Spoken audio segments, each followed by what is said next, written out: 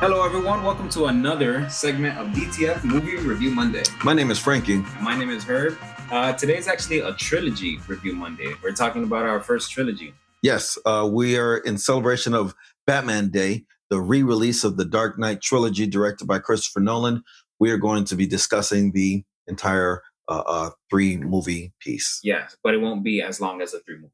So, yes. So today is Batman Day, September 16th. According to DC Comics, it's Batman Day. So if you go over to their website, you actually can see absolutely everything that they have in regards to Batman. Everything in celebration to Batman. So yeah, me and Herb are gonna go on the DC website and we're gonna take the quiz. We're gonna post our scores and let us know what you guys get also. All right, we're gonna post that up on IG. Yeah, Frankie was just telling me how he knows everything about Batman, so expect something nice. Oh man, so we know who the director is. We just finished celebrating this guy, Christopher Nolan, recently releasing Oppenheimer, that fantastic film as well, but also definitely known for a lot of other great things. Tenet, released on Amazon Prime. Dunkirk, Interstellar. He was one of the writers, but not the director for Man of Steel. I did not know that. We have Inception. Oof, my goodness, Inception. Yeah. Oh my gosh. That's one of those movies that I can watch every so often, and each time you find something new. Yeah. Also directed The Prestige. I believe that's another film with Christian Bale. Is it? Yeah, okay. I think Christian Bale is in there. But it just goes to show something that we talked about previously, how directors get these people that they like familiarize themselves with while working. So then when they have a new project coming up, they're basically writing roles to get the same person cast. That's true. Yeah. It's like regular old networking. If I work well with you, I want to build that relationship so I don't have to audition for you another time. Yeah. And if you think about it, the first person that comes to mind is Cillian Murphy and Tom Hardy when it comes to Christopher Nolan. Why is that? Well, Tom Hardy was in Inception. So is Cillian Murphy. That's right. He is in Inception. Cillian Murphy was Scarecrow in Batman Begins. He actually auditioned for Batman. I believe I mentioned that once before in our Oppenheimer episode. But Tom Hardy, he was in Dunkirk. Wow. I feel like there was another one he was in. He was Bane in Dark Knight. There you go, Dark Knight Rises. There you go. So yeah, I think they both have three projects with Christopher Nolan. So yeah.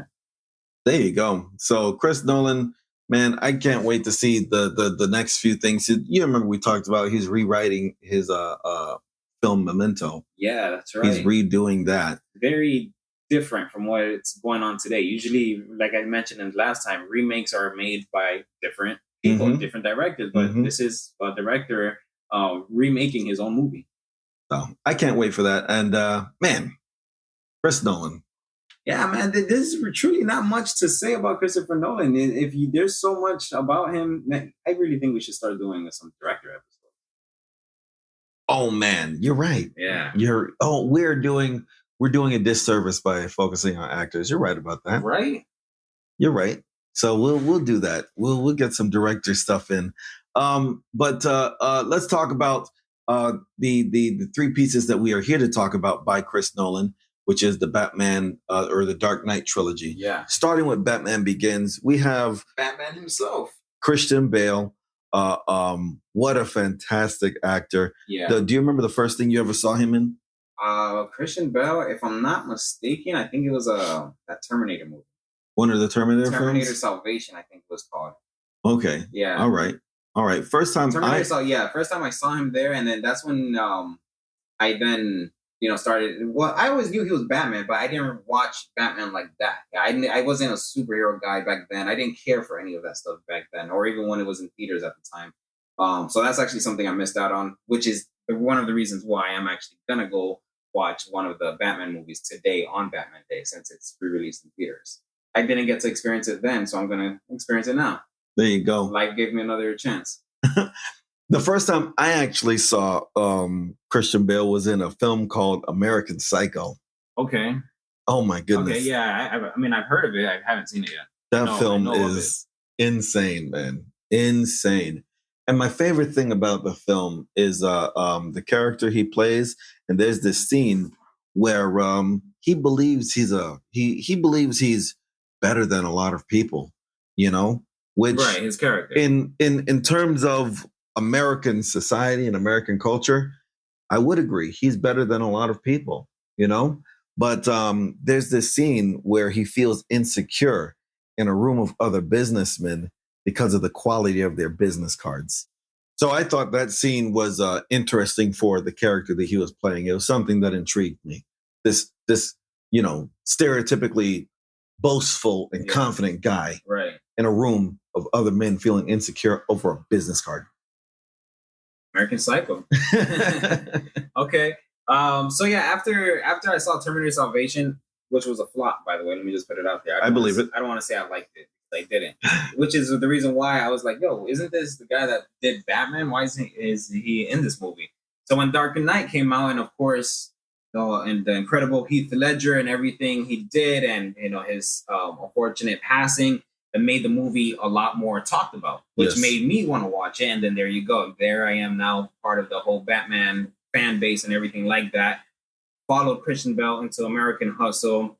I love his performance as Dick Cheney in Vice. Mm-hmm. I love that movie. Have you seen it? I didn't see it. I really, really want to, but I haven't watched it. My favorite thing about Christian Bale is, you know, the body transformation. Exactly. That's what I was going to mention. Unrecognizable in certain roles. Exactly. He can have prosthetic, you know, a prosthetic body to make him look a certain weight. And he just, I just give me a month or two. I'll get there. I'll look like it. Save your makeup. So Batman Begins. Who else do we have in here aside alongside Christian Bale? I think we should mention this actor because he is one of note. He's got longevity, and that man's name is Michael Caine. Michael Caine, the honorable, respectable Michael Caine. I think he's a sir. If I'm not mistaken, I believe he is Sir Michael Caine. Yeah. So, Sir Michael Caine, the first thing I ever saw him in or recognized that I saw him in was a comedy. Very, very funny movie. Uh-huh. Are you familiar with Miss Congeniality? Yeah, with Sandra Bullock. With Sandra Bullock, that's right. Oh my gosh, what a good movie that is. So that's the first thing that I recognized him in, but I've seen him in plenty more. Okay. He was in Going with Style, the senior citizen I've seen that movie. heist movie. That's a great one. Oh my god, that movie's so good. I saw that movie by mistake, and it was great. The first time I've seen Michael Caine was in Austin Powers in Goldmember. Oh, man. Austin Powers' father. Do you like Austin Powers? I think Austin Powers is okay, right? One of the very few things that I enjoy of Mike Myers. Okay, but I man, believe you did tell me this. You must have been like 6.5 when that movie came out. I was very young, yes. So seeing Austin Powers, what at that age was, I don't know. I wouldn't say it was something wrong because it's a fantastic movie. It's hilarious. It's Mike Myers. But yeah, so Michael Caine is the first time I saw him in that movie, and every time I see him is like, hey, that's Austin Powers' dad. Up until now I know him as Alfred, basically. Yeah.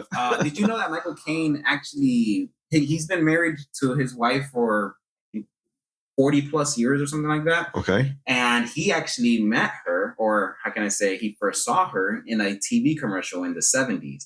And he just thought she was the most beautiful person he's ever seen. And he did his time to research her, find the agency that hired her in the commercial and everything like that, and basically got in contact with her and been with her since. Wow. That's sounding like a little, that's sounding a little Joe. Like a little what? Joe, from You. Yeah, oh, okay. Yeah, that sounds like a little Joe behavior. Right. I mean. But imagine the balls you must have. Oh my gosh, I've seen this woman on TV. Yeah. Gotta make her mine. Yeah. What? Out of everyone you've seen, and he's already a working actor, so imagine how many people he's come across, how many ladies that probably already wanted him. Have you seen a picture of Michael Caine young? No. Check this out. Okay. My man, you'll understand why, she didn't find it weird that he looked for her. If anything, she was honored. Let's see. Michael Caine young was, how can I say, ravishing. That's how they describe people back then. You're right. Oh, not this picture. This picture is But I wouldn't have been this one right here. Bro, I would not have been surprised if he played James Bond at one point in his career. Who knows? He probably got the offer, but didn't want the responsibility, or probably he's one of those actors who, enjoys the work versus the fame. That's very true. If I'm not truthfully, a lot of these British actors really they're more into their work than fame. Exactly. If you really think about it, they really, really are. Look at this, and then his wife. They've been together for I don't know, since 1974, if I'm not mistaken. I don't know, but you can see here that they look young together, and look at them today. Yeah. Oh man, he looks old. Wow. And look at her. I don't know. I used to work at a condo, and I would see stuff like that all the time. The older people would go for walks in the morning, okay, and the woman is just skipping out of the elevator, and the old guy is basically crawling on the floor trying to keep up with her. Women, they know how to last. Yeah. So she's from. Oh well, I don't know. She has an Indian descent, so there you go. As to why she looks amazing even at this age. She's 76 years old. How old is Michael Caine? Michael Caine is 90. Whoa, Jesus! Whoa! All right. There you go, Michael Caine. Michael Caine, everybody. Also, in the first Batman Begins movie, we've got a few people that you could talk about, right? We've got again Cillian Murphy. He plays Scarecrow. He makes an appearance, or I think he's the main villain in the first movie, and he makes an appearance in the second one. The second and the third as well. And then Morgan Freeman plays Lucius Fox. Yes. You could say he is Batman's guy in the chair. Basically, yeah. His tech designer and everything like that. Exactly. You pointed out one thing to me in a scene where Bruce Wayne and Lucius Fox was just talking, and he was showing him all the stuff that he had already made. Tell me a little bit about that. So I was just going over some stuff about the trilogy, and I came across this video that gave a breakdown of the trilogy by sequence of events versus film by film. And Lucius Fox meets Bruce Wayne, and when they meet, Lucius Fox already has, body armor and these suits and what we know as the Batmobile in this trilogy. So it's like, what was Lucius Fox preparing for before Bruce Wayne inquired about that stuff? Right? That's insane. It's like it's not like he did already have this stuff made. It was just sitting under Wayne Enterprises. Exactly, right? The only thing, whatever Lucius Fox's character had in Wayne Technologies R&D department, Bruce Wayne probably only added the Bat logo to it. But Lucius Fox was getting ready for something, and you know how billionaires are. They won't tell us until it hits the fan. Morgan Freeman's character knew something. Yeah. In the Dark Knight movie, main character or main villain, the great Heath Ledger. Rest in peace. The great late Heath Ledger. What was the first time you seen him? The first time I noticed Heath Ledger was in this movie that was actually a flop in theaters, but it's a really great movie. It's called A Knight's Tale. Oh, okay. I've heard of it. It's you like that movie? It's a great movie. So good. Yeah. It's a medieval romantic comedy. Okay. It's a romantic comedy that takes place in medieval times, and so good. But it according to the box office, it was a flop. But the story was great. Heath Ledger was great. Everybody in that movie was great. It was just funny. It was one of those funny, upbeat, charming. Yeah. I guess it's one of those movies that the critics truly doesn't matter. This was an audience enjoyment. Yeah. Nice. Yeah. There's a lot of those out there. I love like that because hopefully, the actors, the main characters, directors, and all that stuff, obviously they want to make a profit out of something, but I hope they have some sort of satisfaction to know that they gave the world something to always remember them by, in a way. Of course, right? When things get cult followings, well, I'm not going to say that A Knight's Tale has a cult following, but when things get cult followings and are genuinely appreciated beyond the money, if I were in the industry, I would like that. It's like I say, Sam Jackson doesn't have an Oscar, but also doesn't need one. Everyone loves him. That's right. You know? Yeah.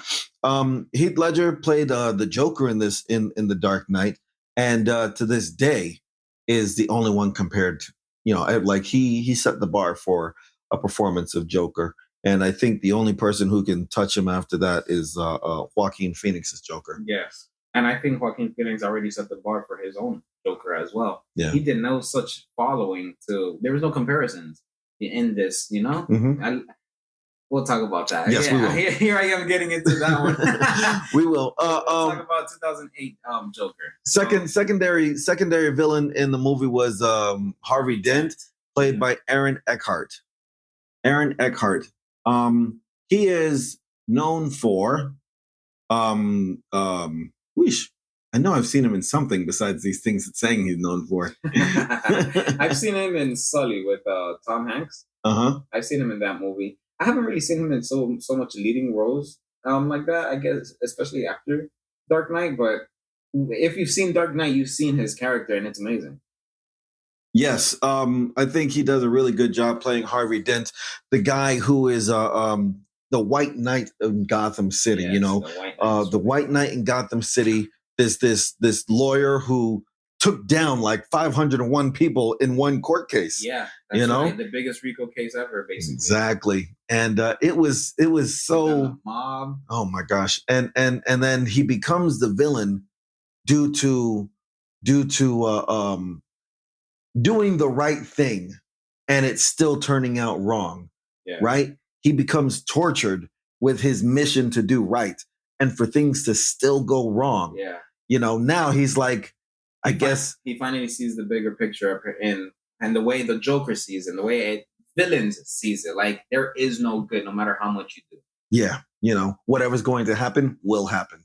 Exactly. That's what it is. He just lays it on fate, basically. Exactly. So I think Aaron Eckhart did a really great job portraying Two-Face in that movie also. I think they did an amazing job. Well, when I say they, I mean Christopher Nolan did an amazing job in really putting two villains in one movie, and not either one of them stealing the spotlight over each other like that. Yes, because in most superhero films, when there are multiple villains, there's a main one and a secondary one.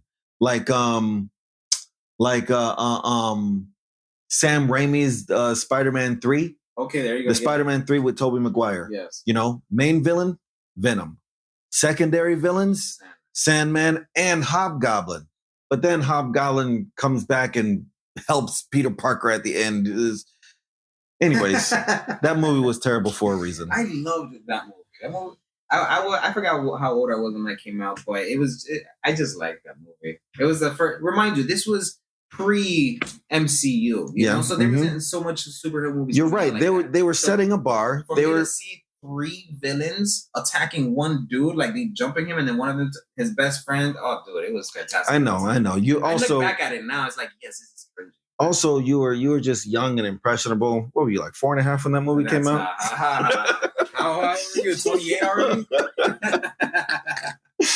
Oh man, it was 2007. I was in like 6th grade, dude. Oh, okay, all right. But yeah, I was young. Oh man, all right. So yeah, next up in this film, we actually get introduced to this character in the first one, but Gary Oldman. Commissioner Gordon. Yes, Gary Oldman plays Commissioner Gordon. Also another one who's connected to Chris Nolan. He's been in a few of his projects as well. But I like Gary Oldman. The first time I recognized, here we go. The first time I saw Gary Oldman, but I didn't know it was Gary Oldman, right? Was Professor Snape in the Harry Potter series. Huh? Professor Snape. He was not Professor Snape. Yes, that is Gary Oldman. No. That's not Gary Oldman? Gary Oldman is in Harry Potter. Okay, he's in Harry Potter, but he is not Professor Snape.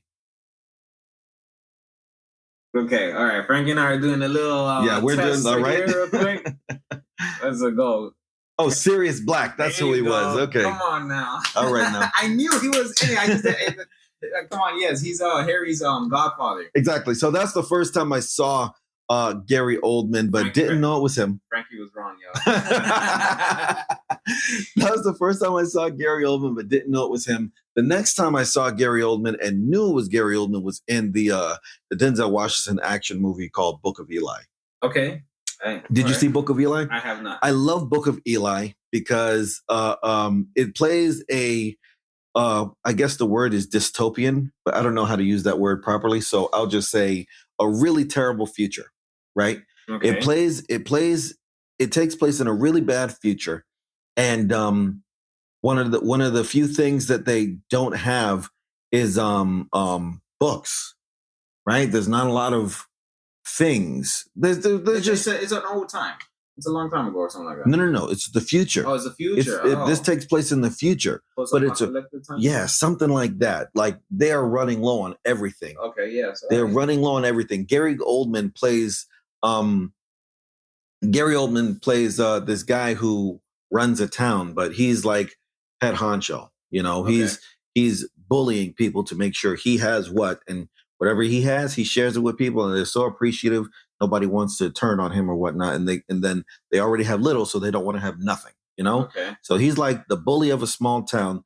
Denzel Washington's character comes into town, and Denzel Washington is reading a book. You know, across the entire movie, I think he's reading a Bible. Yes, he's reading a Bible. Right, that's known. Denzel Washington has a Bible, and Gary Oldman's character wants that Bible. Oh. Okay. He wants that Bible so bad. It must be the only book not in his city, you know? Mm-hmm. So Gary Oldman goes to war with Denzel Washington over a Bible. Over a Bible. Yeah. Okay. It's let me tell you, when you get a chance, watch that movie. It's really, really good. I'll give it a The worst thing about that movie is knowing how old Denzel Washington is and watching him whip up a bunch of 19-year-olds. Oh, all right. That's the worst. Trying to make him look cool. That's the worst thing about that movie. The first time I seen Gary Oldman was in Leon the Professional. You know that movie? No. Really? I know of it though. Yeah, I believe that is the youngest role that Natalie Portman had. That is correct, and also her basically breakthrough. Yeah, exactly. Yeah, at such a young age. Can you believe that? But yeah, and he was the main villain in Leon the Professional. He was. Is it a spoiler? Man, no. If you haven't seen it, no. Are you gonna watch it? I can watch it. You want me to talk about it? Yeah. Well, do you care about spoilers? Talk about it. Okay. Well, anyways, this corrupt detective, or whatever, it's a corrupt official is running the gang and whatnot, and he's the main person. And I don't really know how to explain it. He's just a bad guy, dude. Mm-hmm. He's a bad guy, Leon the Professional. Second time I've seen him was in The Fifth Element. That movie you've seen. Yeah. Okay, well, there you go. Fifth Element. He's Zord. He's in that movie. And then after that, that's when I basically seen him again in Harry Potter as Sirius Black. Mm-hmm. And then here we are now back in the Dark Knight trilogy. I've seen him in Dawn of the Planet of the Apes or something like that. Mm-hmm. He Oscar-winning role in Winston Churchill. Winston Churchill. So Buddy smoked like, I don't know how many cigars a day, but with Gary Oldman really getting to his character's life and whatnot, he said that he smoked maybe like 20 cigars a day or something like that. Oh yeah, all that method acting, dude. Cigar is a chilling thing. You just vibe with it, and he's here he is smoking 10 a day. I mean 10 to 20 a day. When he won his Oscar for that movie, I remember something that he said that confirmed to me that yes, he is a method actor. Is he thanked his wife. He thanked his wife for being so kind and patient because she would go to sleep with Winston Churchill and wake up to Gary Oldman in the morning because he would still be in character after a long day of work, coming home, still in his character's position, mindset and everything like that. And his wife is dealing with freaking Winston Churchill. All that method acting, man. I don't know. But this is this is still Dark Knight, right? Yeah. So The Dark Knight, man, this was a fantastic film that came out in 2008. Heath Ledger passed like a month or two before the release or something. Yes. So actually, the movie released July, I think, of 2008, and he passed January of that year. So, so like 5 months shy of it coming out. Yeah. How sad. Unfortunate. So let's talk about The Dark Knight Rises now. Dark Knight came out 4 years after the original Dark Knight in 2012. So now we have Bane, played by Tom Hardy. What do you think? I think Tom Hardy's a great actor, and he's a bad man. Yeah. He's a bad man right there. Oh yeah. Did you like Bane? A lot of people was historically I like Bane, especially what Okay. he's known for, right? In the comics and the animated cartoons, I do like Bane. This was a very different version of Bane, so it was hard for me to get with. But I'll say this. I didn't fully get with it because of the way he talked. You told me something like that. His voice in that movie killed me.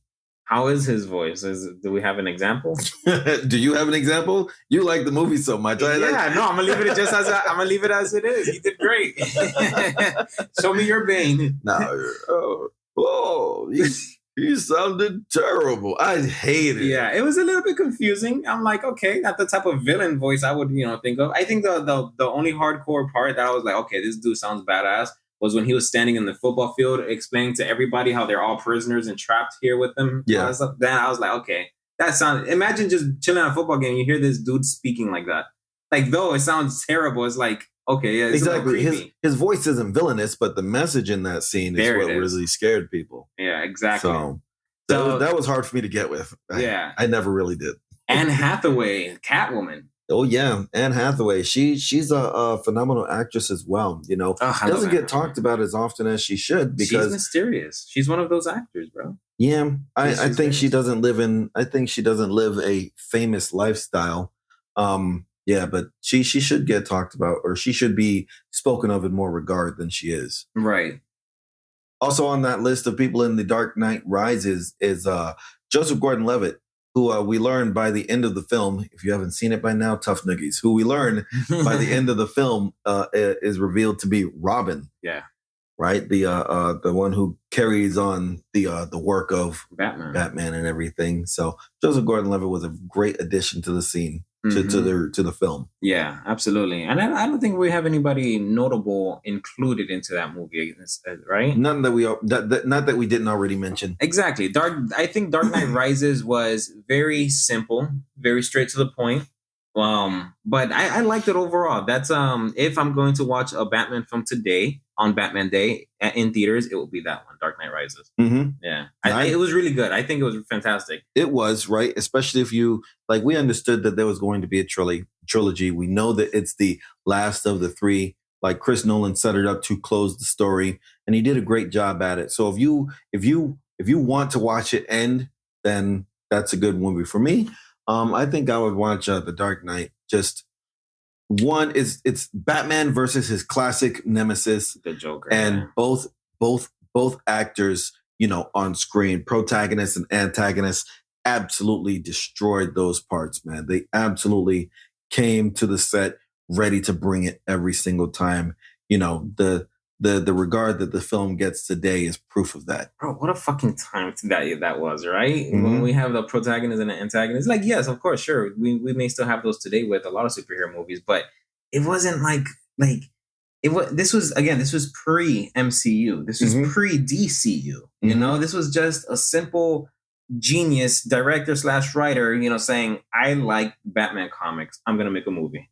Yeah, no, that's exactly why Joaquin Phoenix's Joker stands out, because when you hear superhero film, you expect the superhero things. Someone comes to rise having power. A problem happens, and you learn who a villain is, and at the end of the day, the superhero wins. Exactly. But that's kind of how I felt when you were talking to me about the Book of Eli, and you were explaining to me of Gary Oldman's character and how he was bad and how he just wanted that book that Denzel Washington had. And in my head, I'm like, okay, I'm pretty sure at the end of the movie he doesn't get it, Or am I wrong? You are. You should watch the movie. Okay, fine. Another reason for me to watch it, but it's just exactly what goes through my head. I'm like, okay, well, good guy usually wins, so there we go.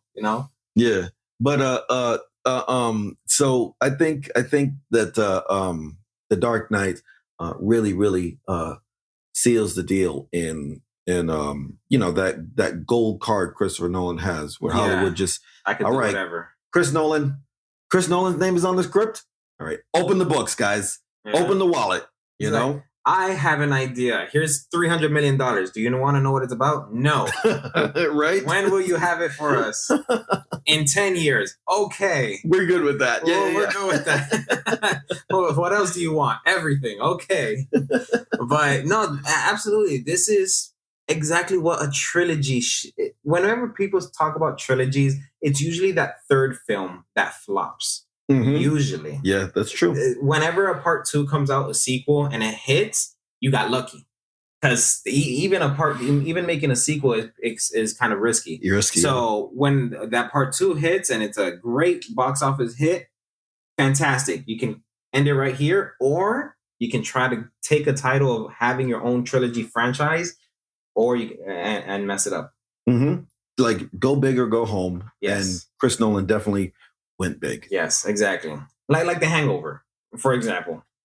Yeah. Part 1 and 2 personally were great. Part 3, for me, I like part 1 and part 3. What? I think the second one was the least funniest. I think part 3 was the least funniest, mainly because part 1 and part 2 is exactly what the movie is called. They had a hangover. Mm-hmm. Part 3, they're on this whole mission and all that stuff for John Goodman and all. You get me? It was just, they weren't hungover until the very end. Then they had like a crazy night, and then it just ended that way. Like, okay, no, that was terrible. another horrible. I'm not going to say horrible, but another trilogy that needed work done was the Ocean's trilogy. Are you familiar with the Ocean's trilogy? Yeah, I am. Yes. Ocean's 11. George Clooney, Brad Pitt, Bernie Mac, Casey Affleck was in there. Scott Conn. Okay. Right. Great cast. Phenomenal cast. The first movie, really, really great. The second movie, Ocean's 12, was the worst of the three. Oh. You know, it was so bad that while promoting the movie, George Clooney and Brad Pitt said they didn't want to do it. They didn't want to make the movie, or they didn't want to make the second movie. It was just a cash grab. The first movie did so well. Yeah. We need to make a second one. Yeah. Brad Pitt and George Clooney thought that they ended the first movie great. And I think they should have left it at, let me tell you, I'll say this. Ocean's 11, Ocean's 12, and Ocean's 13. My favorite out of the three is Ocean's 13. Without Ocean's 11 or without Ocean's 12, there would be no 13. Okay. So there's some appreciation that 12 happened, but if they could make Ocean's 11 and Ocean's 13 without the 12 in the middle, I'd be happy with that too. Like Ocean's 12 was just the worst of the three. Like that? That's how you feel? Yeah.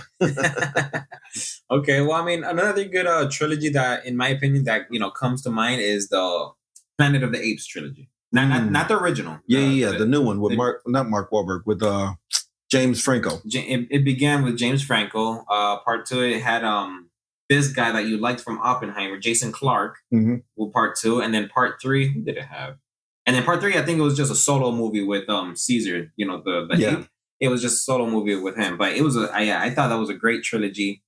Star Wars. Are you a Star Wars fan? I don't watch Star Wars. Me neither. It's okay. that's probably something our fans might. I felt like you were about to judge me for a second. No, bro, absolutely not. I've seen Star Wars, but I feel like I watched it too late. I actually saw it I saw it during the pandemic, as a matter of fact. I had time in my hands during the pandemic. So I saw the trilogy and I understood why, for a very long time, Star Wars, and I'm talking about the original from like 1970 the 60s and 70s, and whatnot, why it was such a huge hit. The effects and everything that you see, even if you were to rewatch it today, obviously it's not the same what we have now, but you're like, what? This was in the 70s? Time, this was an amazing. At that time, George Lucas had opened the doors of what's possible in theater. Exactly. It was great. You know what was a great trilogy that I saw was the Star Trek trilogy. Not Star Wars, but I saw Star Trek with the Chris Pine trilogy. I have not seen Star Trek. Man, it was so good, right? In the first Star Trek, we talked about this briefly at the end of season 1 with Chris Hemsworth. He plays... he has a role in the Star Trek film, but he dies early in the movie. But the Star Trek trilogy with Chris Pine, so good. And my favorite thing about a trilogy is when the first movie leads you to the second and that leads you to the third. And that's what they do in that trilogy. So good. Okay. All right. Did you see the M. Night Shyamalan trilogy? Unbreakable. I I did. It was Unbreakable, Split, and then Glass. Split, and Glass. Yes, I did. I saw Unbreakable after I saw the hit of Split. Mhm. Split did great in theaters. Yeah, it did. I saw that one in theaters. James McAvoy was amazing. He was. But yes, I saw Unbreakable, and then I did see Glass. I didn't. I thought. I mean, sure. You know what the thing is? I don't think I cared for it to have connected like that. I guess the reason why I watched it, part 3, which is Glass, is because apparently Unbreakable, people have been wanting a sequel to Unbreakable for years. Unbreakable was, oh my goodness. I saw that movie when I was maybe 10 or 12 years old. Okay, so like 40 years ago? I saw that movie when I was younger.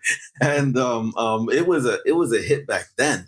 Uh-huh. And I didn't expect there for it to be a sequel, Right. But the way it ended, I thought was good. But when a sequel came out, it did make sense to me. But nobody knew it was a sequel, though. You wouldn't have known it was a sequel unless you watch. Like when you watch Split, you don't realize it's a sequel until the very end. I'm talking after the credits. Yeah, why? Yeah, there's an end credit scene. Oh, really? That connects it to the first movie. I didn't watch that then. What was it? Some girls in the bar watching the news. Oh, and it was that train. The story, yeah. They were watching the news and they were talking about James McAvoy's character. Mm-hmm. They were in a bar watching the news, talking about James McAvoy's character, and the two girls say, "Oh, that's exactly like what happened with the guy at the train. Someone looks like they have powers or something." Oh, it was. I'm telling you, it was a 30-second clip that connected it. So I thought that was a cheap move, right? But he probably added that at the very end. That's exactly what it looks like, because if it didn't connect to the first movie, right? If Split didn't connect to the first movie, it'd have been a great movie by itself. Mm-hmm. Yeah, I agree. So for him to do that at the very, it's an end credit scene, post credit scene.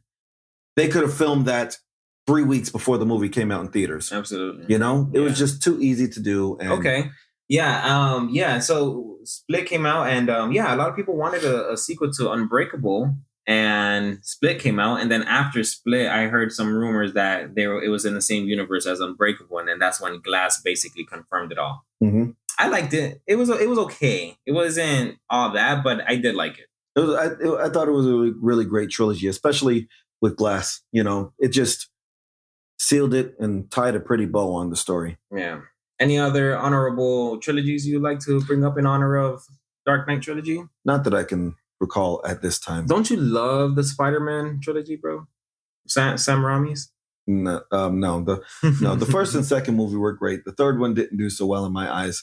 The newest Spider-Man, Tom Holland Spider-Man trilogy was really great.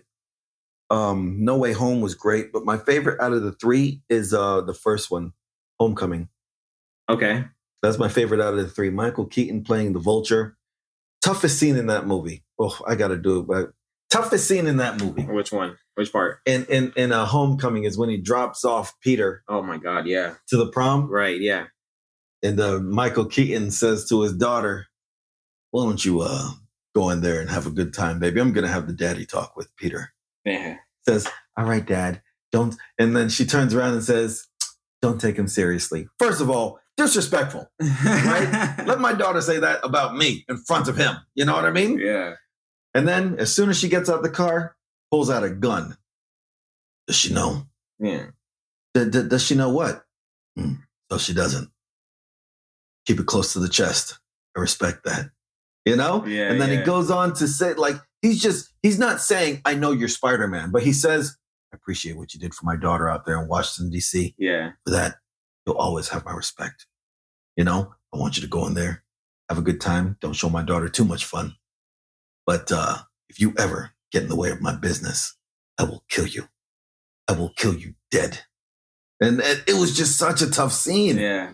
Like, this grown man is threatening the life of a 17-year-old. Not even just that. He straight up tells him in his face, "I will kill everyone you love. I will kill your family," which is the exact reason why Spider-Man wears the mask. Yeah. So no one would know. That was great, man. You actually make me want to rewatch that now. Do it, man. Okay. But what else we got, man? Well, so it's Batman Day. DC's letting us know that it's Batman re-releasing these the Dark Knight trilogy. Anything else we should let these people know? Go watch the Dark Knight trilogy. Like, nothing else. Just Follow us on all of our social media, right? We got the link in our IG where you can find everywhere we're available to be listened to. All of our social media is there. Keep an eye out for us on YouTube. We are, posting things now, like for real this time. Yeah, so I mean, if there's nothing else, let's wrap it up. My name is Frankie. And my name is Herb. We'll talk to you again very soon.